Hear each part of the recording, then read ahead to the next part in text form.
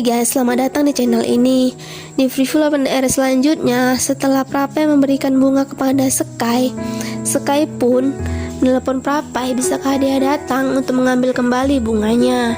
Namun Pai berkata tidak bisa karena akhir-akhir ini dia sibuk bekerja.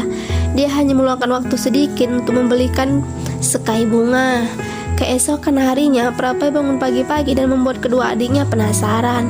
Siapakah seseorang yang membuat kakaknya bangun pagi-pagi hanya untuk menemuinya? Pai pun berkata dia adalah seorang anak laki-laki yang manis, mempunyai mata yang cerah.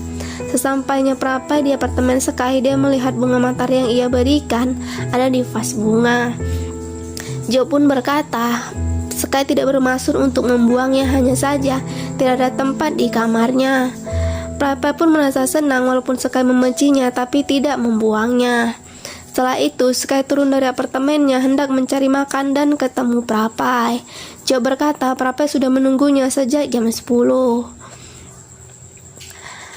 Sky pun berkata untuk apa dia kemari. Prapai bukannya menjawab malah menggoda Sky dan bertanya tentang bunga yang ia berikan.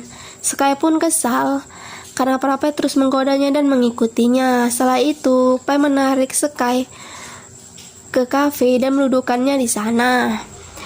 Setelah itu dia menceritakan tentang keluarganya, bahwa dia adalah anak sulung, dia mempunyai kedua adik, lelaki dan perempuan, dan dia juga lulusan S2 di Inggris.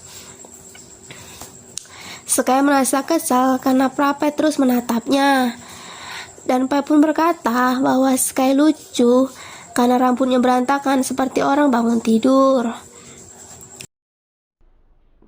Pai pun berkata bahwa Sky mempunyai puting yang lucu, namun membuat Sky sangat malu. Dan itu Sky sangat kesal dan mengebrak meja, meninggalkan duit di sana dan meninggalkan Prapai. Di kampus, Ren bertanya kepada Sky apakah dia tidak menyukai Prapai. Ren berkata kalau Prapai adalah orang baik dan juga tampan.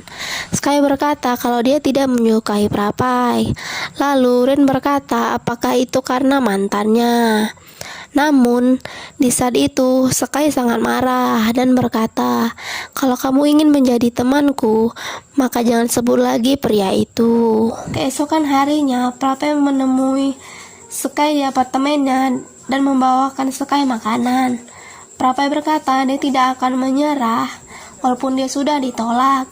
Oke guys, sampai di sini saja reviewnya. Sampai jumpa di episode selanjutnya.